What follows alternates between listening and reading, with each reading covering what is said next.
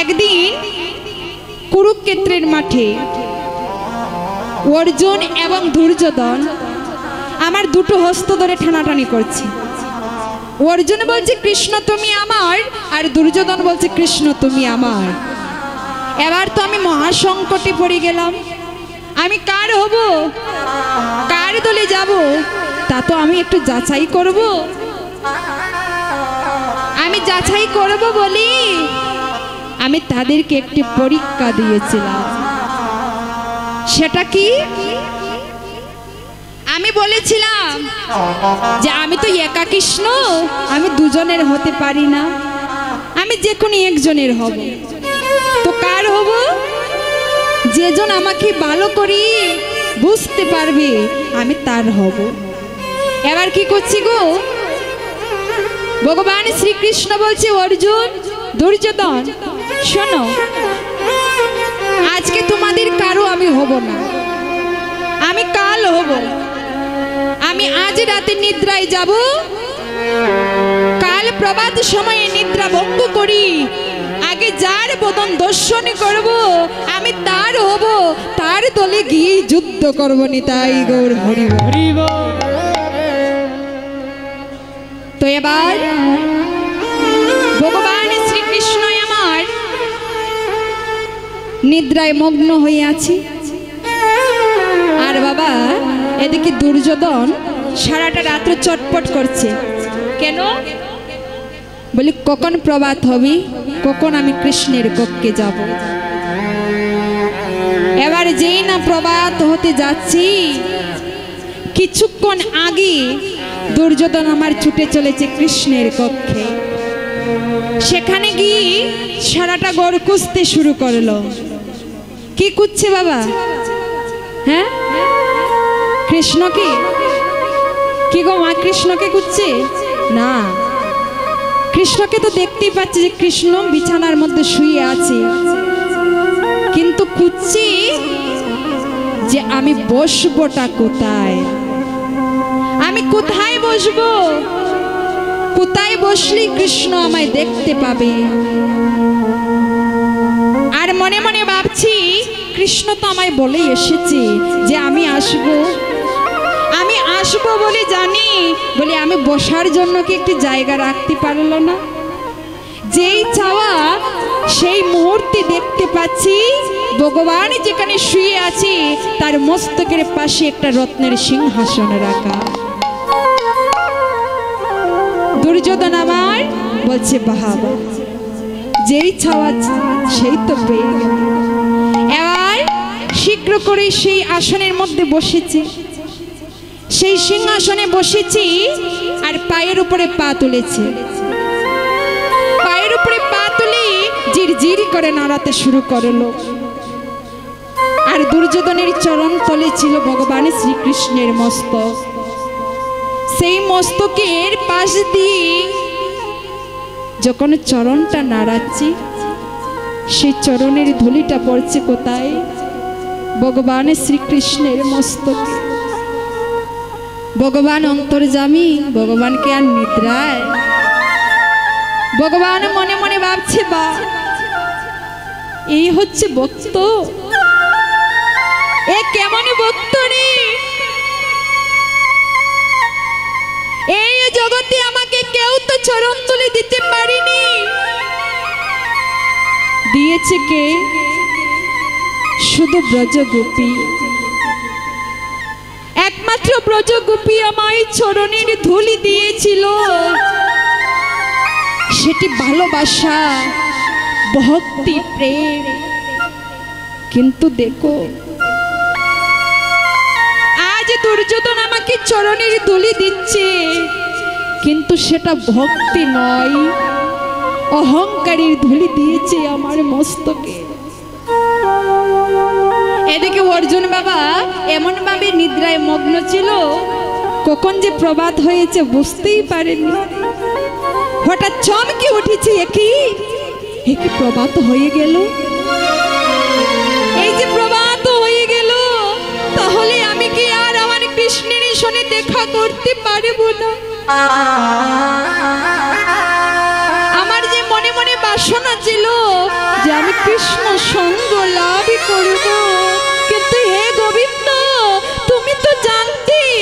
আমি তোমার কাছে যাব, তাহলে কেন তুমি আমায় গভীর নিদ্রায় মগ্ন করে রেখেছো? অর্জুন আমার নয়নে জলে ভাসতে ভাসতে যাচ্ছে আর বলছে, গোবিন্দ তোমার সঙ্গ তো লাভ করা হবে না। মনে হচ্ছে দুর্যোধন এত আগে গিয়ে চলে বসে আছে। অর্জুন আমার নয়নে জলে ভাসছে আর সেখানে গিয়ে দেখতে পাচ্ছে কি দুর্যোধন বসে আছে। অর্জুন আমার কি করেছি, গোবিন্দের পাশে গিয়ে নয়নের জলে ভাসতে ভাসতে হঠাৎ করে দেখতে পাই গোবিন্দের চরণের পাশে একটি কুশাসনে রাখা। সেই কুশাসনের মধ্যে বসেছি আর নয়নে জলে ভাসছি আর বলছে, গোবিন্দ হে, গোবিন্দ হে, গোবিন্দ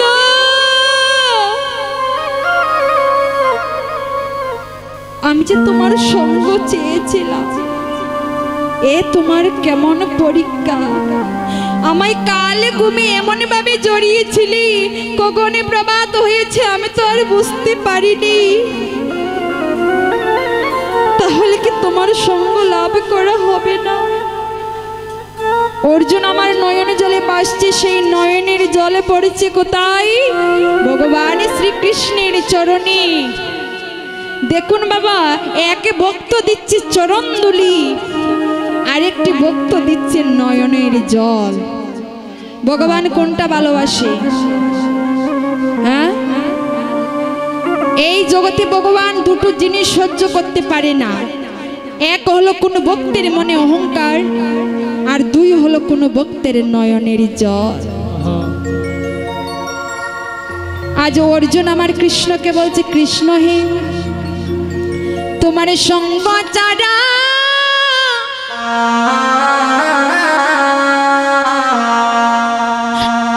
আমায় করো না গো,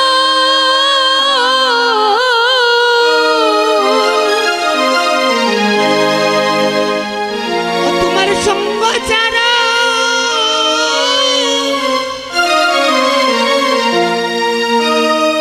করো না গো,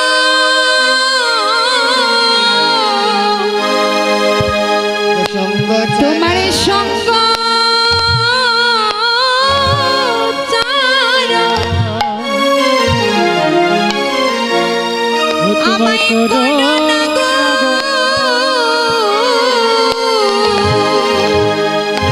সঙ্গ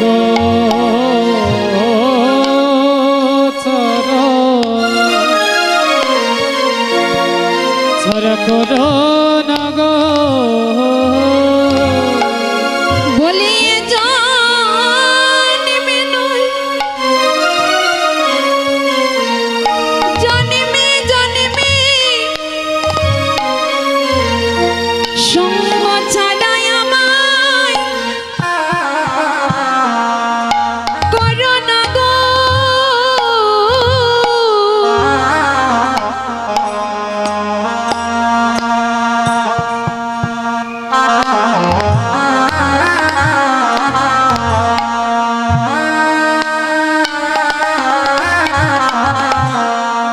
বলি সঙ্গ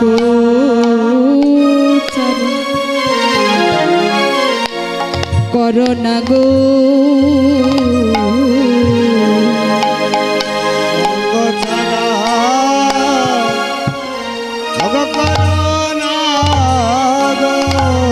বলিয়ে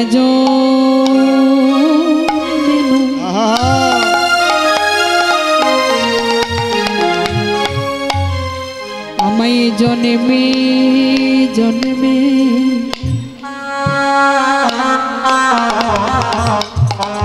গোবিন্দ সঙ্গ ছাড়া করো না গো, ও বলিয়ে জন্মে নয়, জন্মে জন্মে সঙ্গ ছাড়া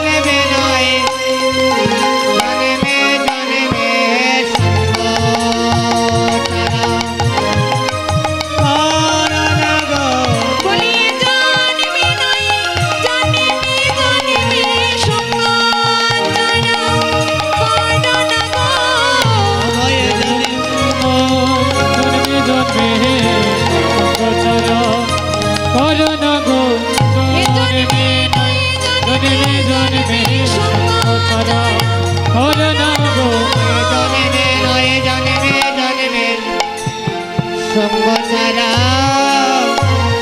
করনাগা। আজ গোবিন্দের চরণ ধৌত করে দিচ্ছি অর্জুন। গোবিন্দ তো আর নয়ন জল সহ্য করতে পারে না। আজ নয়নের জল সহ্য করতে না পেরে আজ গোবিন্দ বিছানা থেকে উঠি অর্জুনকে বক্ষে জড়িয়ে ধরেছে। দুর্যোধন বলছে কি, কৃষ্ণ